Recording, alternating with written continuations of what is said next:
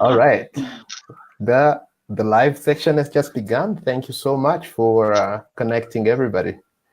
Okay, great. Thank you for that, Christian, and for doing the tech today. And hello, a warm hello to all of our viewers. On the call today, we have Christian. Apologies for Shaban. He will be joining us shortly. We've had a few technical difficulties. And I just want to say a warm hello to all of our live audience joining in today on this call. Hello to everyone. Today, you are tuning into our first online live streaming talk show via the Peacemaker 360 platform. I'm Jessica Castune, and I'll be your host for today. And currently, I am dialing in live from Canberra, Australia. As part of Peacemaker 360's new peace-building initiative, we will be trialing and piloting a series of online hot topic segments to build upon the work that Christian, the founder of Peacemaker 360, has achieved so far in leveraging the voices of our global youth community. And I'll pass over to Christian shortly to elaborate further more about that. Our intention down the track is to make these informative live series talk shows a bit more interactive. So apologies today to our audience for it not being as interactive and engaging. That's once we get a hold of the technology, which we're still getting used to at this stage. And kudos to Christian for doing the teching today. For our talk show today, I've divided it into 3 segments. The first part will be an introduction to our wonderful guest panelists to understand more about who they are and their current work in the peace-building space. And the second segment will be addressing the substantive theme of today's hot topic, which is on FGM in commemorating the upcoming UN International Day of Zero Tolerance towards FGM, which is actually upcoming on the 6th of February. We will start by outlining the current facts, and then we will hear our guest speakers' perspectives on the subject matter. And in the third and last segment, we will look at the current global measures to tackle FGM and look to our panelists for suggestions in terms of proactive change and how to leverage the power of the youth to tackle FGM, basically. So the time frame for this talk show is intended to be 45 minutes or less. Hopefully we'll cap our discussion to that time frame. Now I'll hand it over to you, Christian, to introduce a little bit more about Peacemaker 360 to our member audience who are not familiar with your work. Over to you. All right. Thank you very much, Jessica, for that warm welcoming. And thank you, Brenna, for joining this first live streaming. It's really an honor. Thank you to all our online audience who are joining into this conversation, which is definitely going to be informative and engaging, so we can't wait to dive into it. I'll just briefly give a quick overview of what Peacemaker 360 is. This is an online campaign that we started in 2016, which seeks to bring activists together through storytelling. And the reason why we started this campaign is because we realized that there was so much despondent news and stories about countries affected by conflict, but so often there is a big lack of hopeful narratives that show how people in these different contexts are living they are bringing peace and hope in their own communities. And we wanted to actually be that platform that creates a different narrative, that shapes a different narrative of what peace building is actually happening on the ground.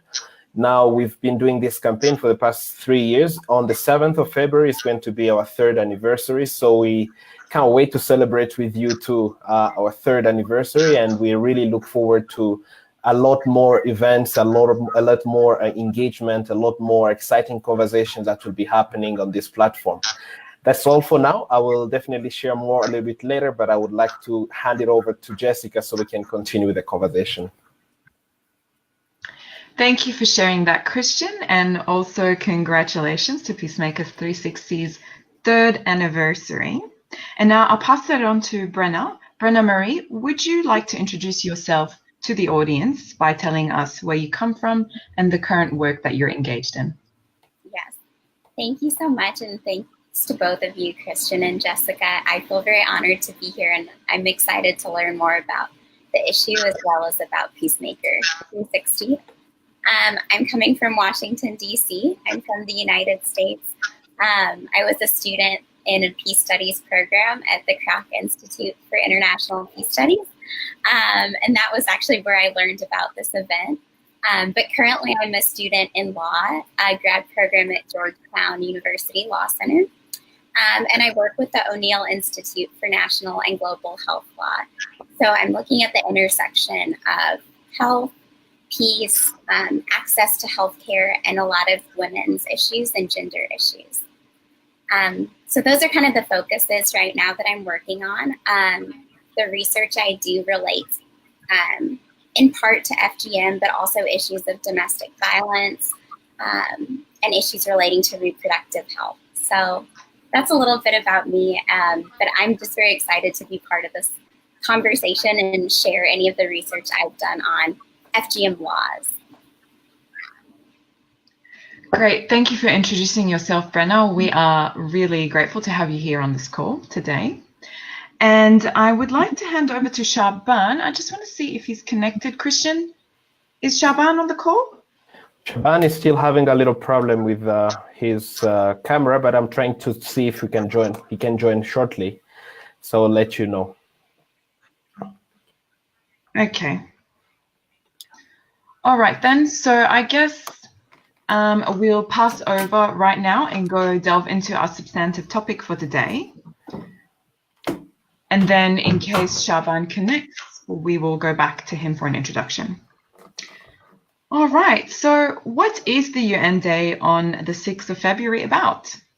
In a snapshot, to date, the response to FGM, also known as FGC, female genital cutting, from the international community has seen an increase in solidarity to raise awareness and practice of female genital mutilation, which is unanimously held to be a harmful practice to girls and women, and a violation of their basic human rights and dignity. Now, the practice of FGM, as we understand it, it maintains gender inequality in societies and patriarchy in its form of power and control over women and young girls. I think So we're what does having a little FGM problem. entail? Yes, Christian. All right, I think there was someone was, Shaban, are you in? I'm sorry. Maybe there was someone with a background noise, but now it's much better. Can you continue, please? I'm sorry for that. No, that's okay. You can stop me at any time. All right. Do we have him on or not yet? Shaban? Not yet, but Shaban, don't worry. All right, I think Shaban is going to have a little problem today to join us, but let's just continue the call. Okay. So what does FGM entail? Briefly, FGM involves procedures that alter or cut or injure the female genitalia for non-medical reasons. FGM causes severe bleeding and health implications, including cysts, infections, infertility, and complications in childbirth, and they increase the risk of death of newborns. So what are the current stats? As of current, it's reported that globally at least 200 million girls and women alive today have undergone some form of FGM, and the practice is still being adhered to in some communities on the grounds of it being a normative, traditional, cultural, and customary practice. Now, Brenna, in light of your recent research work, which I've read briefly, I've looked over it on the World Bank Compendium of International and National Legal Frameworks on FGM, are you able to talk us through which countries and communities still observe FGM, and also any other justifications you've come across in terms of findings and belief systems that are in support of the current practice? Definitely. So there are 29 countries that we identify with the highest prevalence of FGM, and these are somewhat geographically related. Of those 29 countries, 24 have some kind of legislation enacted, and that started in 1965 as of 2017. But I think beyond those 29 countries and regions, like the Middle East and Africa, FGM is practiced globally, and I think that's what's important to remember is that the 200 million women and girls, it's practiced in the United States as well, because today globalization is such that nothing is kept to one country. So in general, that's how we look at it, as a global problem. And of the beliefs that I've run into, definitely a rite of womanhood, a rite of passage into entering womanhood is probably the most common, that people view this as something that brings you from girl to woman, and it's justified based on that. Other beliefs that I've heard or that I've run through in my research are hygiene and aesthetic reasons, which of course, as you described, there's so many severe health risks that those aren't justified, but it's something that you hear. And then to me personally, the reason that I think underlies a lot of this is a psychological rationale, a way to control a woman's sexuality. And so that's an undercurrent, is that it's also a form of gender discrimination.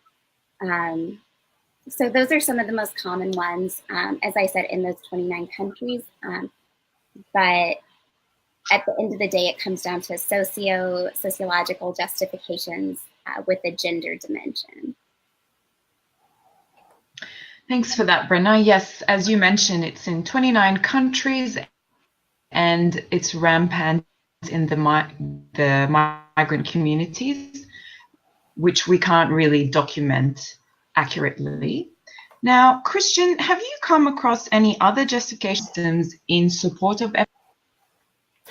Well, I'd like to just thank you, Brenna, for that quick overview of all the justification that actually underground FGM practices around the world. I would like just to mention a little bit of my personal experience with some of the women that I've encountered while I was studying in Kenya. I did my undergraduate studies in Kenya, and part of the Maasai community, FGM practice is actually a rite of passage that considers that goes from transforms a girl into a woman. So there is a very deep and strong belief system that actually underscores the practice of FGM practices, for example, in the Maasai community. And another reason that I would like to add to what Brenna has shared, probably, which could also be interesting, is to think of how society values women in a certain way. Like, there are some communities that would give you value because of what you've undergone, what kind of passage, what kind of rights, what kind of traditions you've been able to respect. And I think that's where probably one of the main challenges we are facing today, and that's still actually very rampant and causing many women's rights to actually be offended, be affected in that way. Thanks, Christian, for sharing that insight, especially in the Maasai community, and how you underpinned that it is a rite of passage. And I can sort of second that in the research that's currently still underway in the Middle East. From my experience working in the Syrian Lebanese context, it's hard to really report on the FGM statistics there, but I guess this is something that we will look into down the track. Now, Brenna, back to you. What are the health impacts of FGM on young girls or women's physical and mental health? Yeah, there's a wide range of, I think of it as the short-term effects and then the long-term effects, because they're both physical and, as you mentioned, psychological or mental. So in the immediate short term, there's the trauma of the actual procedure. So the bleeding and some of the immediate trauma that stems from that. Then there's also the risk of infection that can arise because depending on the context of who is practicing FGM, there's a lot of risk for infection. There's also potential damage to the reproductive system more generally, and you start seeing that down the line. So I know that there have been studies on the long-term effects of women who've undergone FGM and their ability to have children and to grow old safely. And it also has a risk of death, so it can be very, very serious health risks. And as you mentioned, also the mental health aspect, it can result in PTSD, it can be a traumatic experience. And so that's something that even looking beyond the physical effects, there's the mental component and what it tells someone who's been through that, who will carry that experience with them. Yes. Thanks for that, Brenna. Christian, do you have any insights from your end in terms of the mental health implications of FGM on women? Well, in terms of the mental health implication, I just think I agree fully with all the research elements that Brenna shared with us. But I think one other mental health element that is often underlooked is how it affects women's self-esteem, women's idea of themselves, and what it means to be a person. And I think this is some of the part of the research and the reading that I've come across, when many women feel completely devalued, undervalued, and it's really a degrading practice that cuts at the core of what it means to be a person. Yes, that's very correct, Christian, especially how FGM and the practice itself really affects the woman's self-esteem. It really affects the woman at her core level and how she navigates herself and operates in the world. And it's not just short-term, it has long-term implications if the woman is not properly dealing with or addressing the previous traumas. Now, there are different types of therapies, but we won't look into that for the purpose of our discussion, perhaps down the track. What I'm interested in, Gemma, Brenna, apologies, back to your work. Is criminalizing FGM a deterrent in societies, in your opinion? And what have been the available forms of reparations and remedies available for those survivors of FGM? Is prosecution enough? Prosecutions of the perpetrator enough? Can you tell us a little bit more about your insights there? Yeah, this is what the bulk of my research is focused on, is surveying all the different kinds of laws that have been implemented. And there is no, as much as we might wish there was a single international law, it's very patchwork. So penalties can range from months to life in prison, fines. There's a whole range of different laws. I think the difficulty is you can have legislation, but that doesn't necessarily mean it's being implemented. And it doesn't necessarily mean it's addressing the problem. So some of the questions I have regarding criminalization alone is that I don't know that that's enough. I think that the laws that seem stronger are the laws that include an element of education, some kind of alternative outreach and community building, because the laws that really focus just on criminalizing, it doesn't quite go far enough. And this is more in the United States context, where I've looked at state-by-state legislation. We find that some states where it's criminalized, but nothing in terms of community education, that the practice can be driven underground and there's less trust towards the medical community, but it's not eradicated. So that's some of the issues that I see with it, where I don't necessarily know if just the law, it's a very important step, as you said, and it's an important tool to eradicate, because once there is a law, that chips away at the legitimacy of the practice. And so I think that's a huge piece, but my goal within my research is to see what is the model law, what is the strongest law, and I think that the stronger laws are ones that include components of more restorative justice and not just the criminalization. Yes. Thank you for sharing that, Brenna. I really agree with what you said, and you just provided us with a lot of insight into how it's criminalized in the US. I can also share in Australia, we do criminalize FGM. From my experience in my work, we try to provide options as remedies or other alternative forms to seek compensation for survivors of violence, this type of violence. But there's yet to be specific schemes there made available for survivors of FGM. And like you said, you mentioned earlier that it's about women having some form of trust in the medical community to be able to reach out. So that's the main step of building that community trust. Christian, do you have any further comments you'd like to add? Regarding the legislation of FGM practice or cutting down FGM practice, I think I wanted to just mention what I saw today in the news, actually, that in India, it seems that the Supreme Court in India just passed a law which actually considers as rape any kind of sexual intercourse with girls under the age of 15. Well, one thing I want to mention about FGM practice, it goes very much in hand with like early child marriages of girls.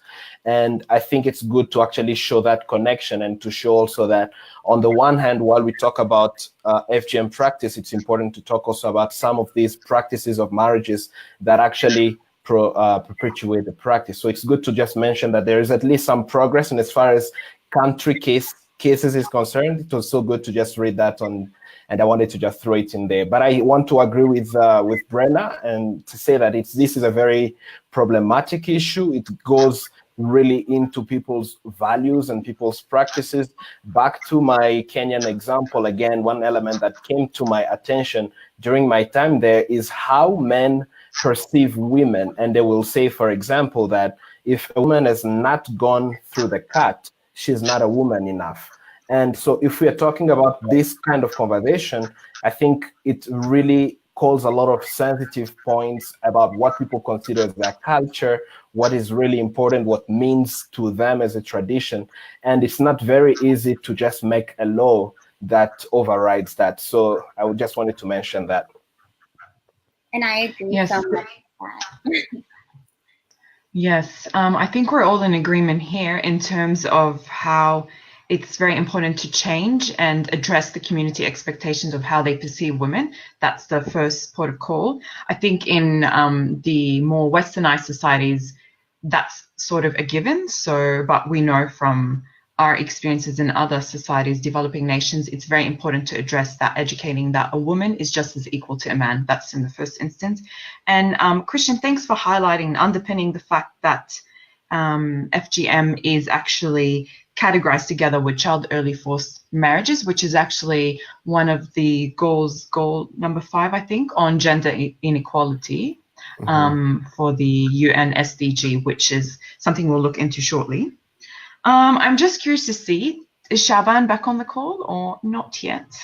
Shaban, unfortunately, was not able to join us today. I'm sure he has had a lot of technical difficulty on his hand, but we do apologize for that. Hopefully next time we'll be able to correct it, this being our first trial. So hopefully next time we'll learn. Okay, well, let's move on to our next interesting point. I don't know, and I'll put this question to both of you as a panelist. Have either of you come across stories or cases where a woman herself is in support of the practice of FGM? That's a really good question, actually. And just going back again to my time in Kenya, this is something that I actually came across. And part of the work that we did during my undergrad was actually to understand why, for example, in some communities like the Maasai or in the Pokot communities in Kenya, why this practice is still supported by women. And the challenge that we see is that women who have gone through the cut, they are the ones actually who encourage the girls to go through the same practice. And why? It's because according to, again, the culture and the way it works is that for them, womanhood is very closely linked with what it means with FGM practice. So they understand the health complications and all the problems that actually can arise from the cut, but at the same time, they are very much in support of FGM practice because that's what it means to be a woman. So that's definitely something that I saw in Kenya. Yeah. Brenna? In my own research, I haven't come across that. But again, my research has more been working with doctors and medical professionals here in the United States. But that being said, I think this goes back to a point Christian made earlier about it's not just the actual act, but the entire idea of what it means to be a woman, and that this is really culturally ingrained. And it's ingrained in men, but it's also internalized by women. So it's a larger issue than just being able to point to something as a practice to end, when someone has internalized it in that way, you know, then you have to change an entire social and cultural pattern of what you think of yourself as a woman. And I don't know the answer, but through Kristen's work and people who are on the ground working with women, I think that might be a place to start. Definitely. Thank you, both of you, for these very strong insights, especially into Kenya and what's happening in the Maasai communities. And it just goes back to what we say, yes, we can criminalize it, but at the end of the day, it's very important to address the mentality of how women and men perceive womanhood and how a woman herself perceives the practice, and educating more about the medical side effects of FGM. Now, let's move on to the last segment, which is global measures to combat FGM. In brief background, just for our viewers, the elimination of FGM has been advanced through 3 resolutions of the UN General Assembly, which has also been endorsed by international governmental organizations, including the African Union, the European Union, and the Organization of Islamic Cooperation. Now, as we mentioned earlier, the SDGs call for an end to FGM by 2030, SDG Sustainable Development Goals, under goal number 5, which is on gender equality, which is to eliminate harmful practices such as child early forced marriage and female genital mutilation. And on the field, in different organizations such as UN Women, UNFP, and UNHCR, and partners working together with civil society and the domestic NGOs to tackle FGM. So that's just the broadest scheme of what's happening at the moment. Now, Brenna, can you talk us through the international legal instruments and identify any current mechanisms in place for the victims or survivors of FGM to really seek remedies? And I know we sort of touched on that point a little bit. Yeah, so, and as you outlined, there's a huge amount of international support at the international body level for the elimination of FGM. There's also the Convention on the Elimination of Discrimination Against Women, the CEDAW. And that's something that not every country has signed on to, but many, many states have. And FGM falls within that purview. And so that is a legal instrument that victims and survivors of FGM can use if your state has ratified it. As Kristen mentioned, this issue is also so linked to issues relating to forced child marriage and to young girls. And so the Convention on the Rights of the Child is another international treaty that puts forth the rights of children. And it has a UN monitoring body. It's another way that, steeped in international law, someone who has been through FGM, a survivor of that, can find a remedy. In addition to that, just many human rights norms and treaties touch on the issues that FGM raises, such as discrimination, freedom to life, freedom from torture, and fair treatment in general. So at the national level, states might have different systems, as we mentioned, for seeking compensation or seeking remedies. Here in the United States, it is state by state, so we don't have a single national law, but it's more regionally focused, and I think that's true for some other countries as well. But internationally, those are some of the treaties I would look to when you're thinking about the rights that are implicated and the remedies.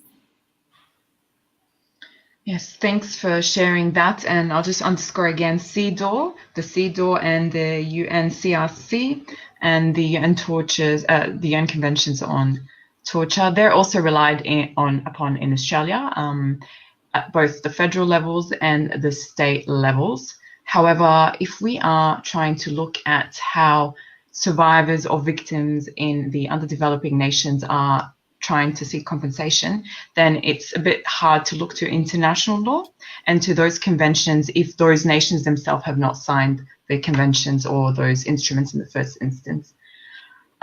Kristen, do you have any comments you'd like to add on that?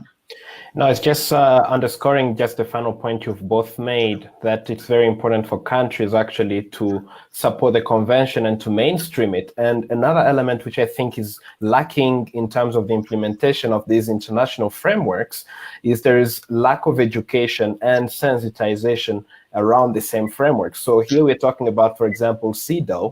But when you go to Africa, for example, in Kenyan communities or in Somaliland or in Eritrea, these are still like instruments that are very much disconnected from the realities of everyday people, and people don't actually know them. So I think there is a really big need here to create sensitization, to increase sensitization efforts for these frameworks, but more importantly, also to have political will from these governments to implement them, because it's not just getting to communities with these frameworks, but to actually go around and trying to change some of these vicious practices that underpin FGM practices. Definitely. That's a very strong point there. Thank you for that, Christian. And let's see, what else do we have? Okay. So considering we are on a call within our global community that's youth focused, how do you think the youth can advance the attainment of Sustainable Development Goal number 5? What are the strategies that, say, a passionate human rights activist joining us on the call or what are the steps that they can undertake to really be a champion in their field and sort of address and tackle FGM head on? Brenna, do you want to jump on that? That's a tricky question. I mean, I think that the youth's voice are the most powerful voices. They're the voices that carry so much weight and passion. And today it is such a globalized community that if you have access to things like you're watching this and you see some of Peacemaker 360's content, just sharing within your communities and awareness building with whatever tools you have, I mean, youth like to talk to other youth. And so just getting awareness of the issue and kind of what Christian was talking about before, sensitizing, building that education in a way that's natural and that's awareness building within the community. I think those are some of the things that they can do immediately. I don't know about specific, maybe Christian can talk more about specific actions or. No, I mean, Christian? I totally agree with you, Brenna, on that point, that we, the youth, actually have a strong role in addressing some of these practices. I just want to come back briefly to a comment that I see from the online viewers.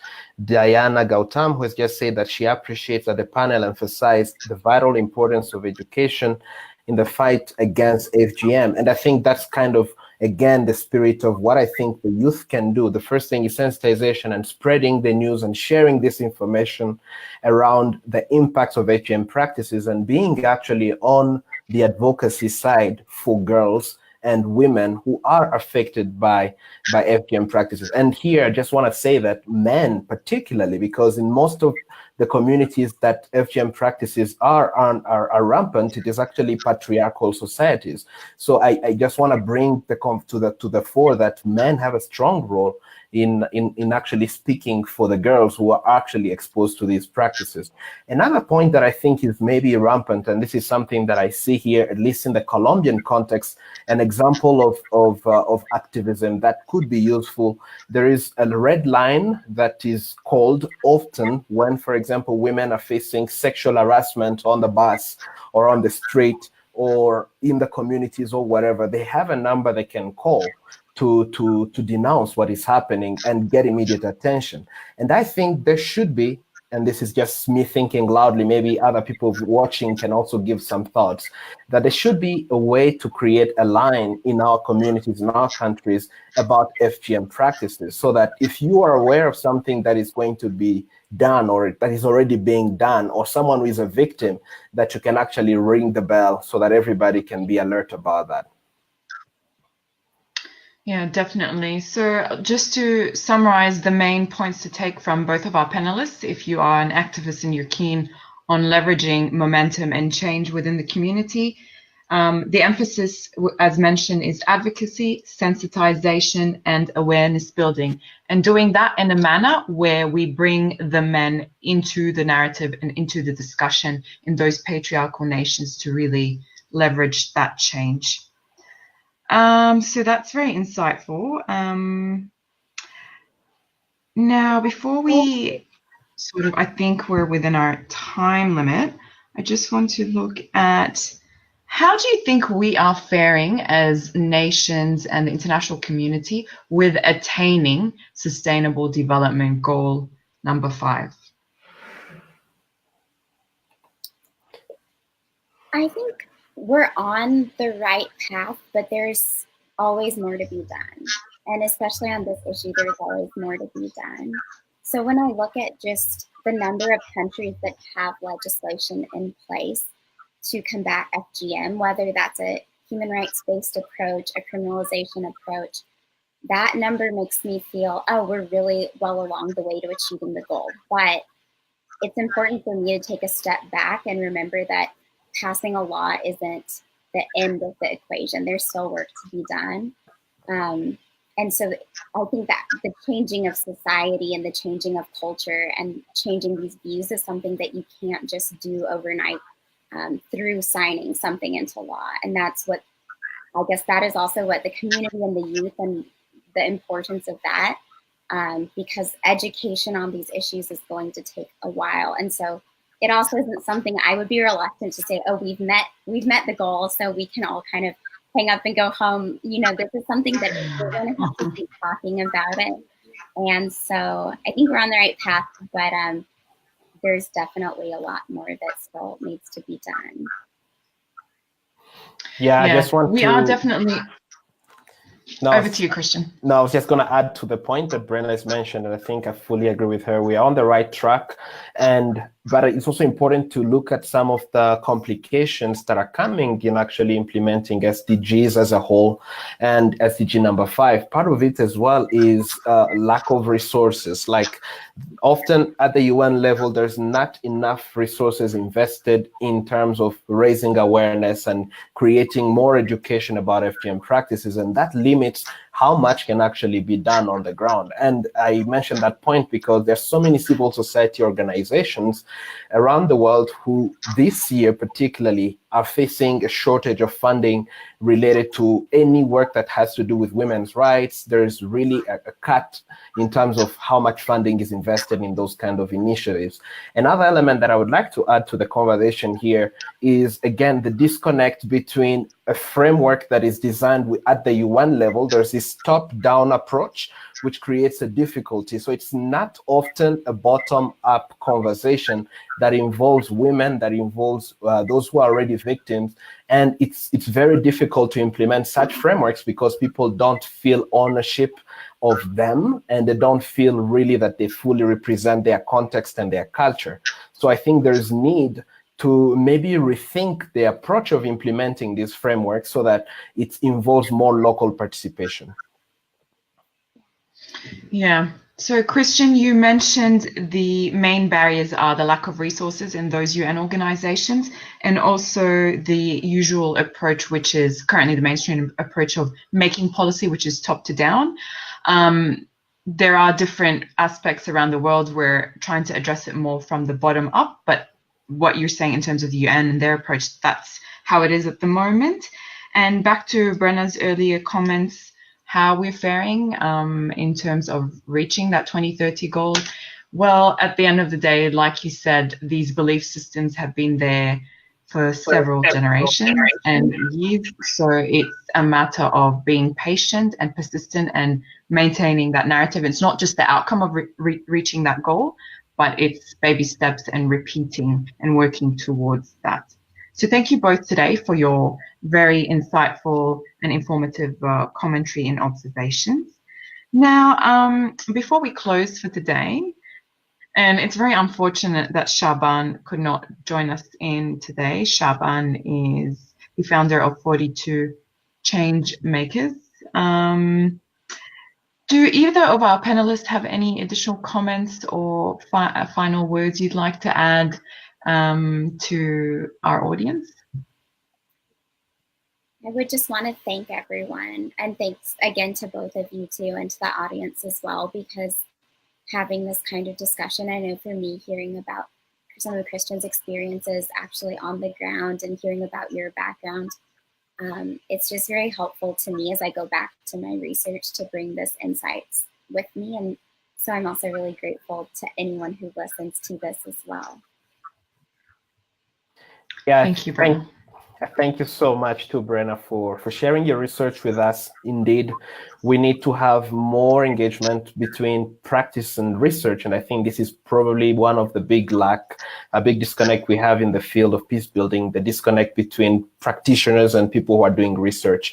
And I think being able to have this conversation as both practitioners and people involved in research, it actually enriches the dialogue, and it actually helps to shed light on some of the issues that we actually take sometimes for granted. Another point that I would just like to add, as far as our viewers are concerned, is that I think we as young people, especially in this digital era, do have a role to play.